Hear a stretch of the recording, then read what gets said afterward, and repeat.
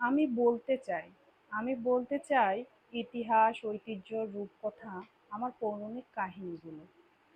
আমি বলতে চাই রবীন্দ্র নজরুল জীবনানন্দের কথা।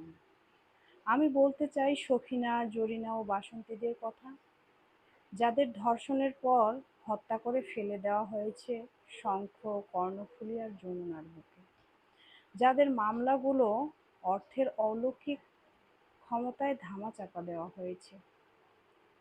আমি বলতে চাই ক্ষুদ্রঋণ সংস্থাগুলো ঋণের অদৃশ্য বেড়াজালে আটকে রেখেছে অসংখ্য সাধারণ মানুষকে, কেড়ে নিয়েছে তাদের চালের টিন, নাকফুল, কানফুল, তাদের যক্ষের ধন ভিটাটুকুও, তাদের আত্মসম্মান।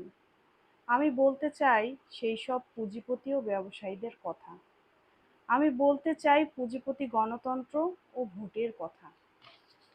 হ্যাঁ, আমি বলতে চাই, আমি অনেক অনেক অনেক কিছু বলতে চাই, কিন্তু কিছুই বলতে পারছি না, কারণ আমাকে তালাবদ্ধ ঘরে আটকে রাখা হয়েছে।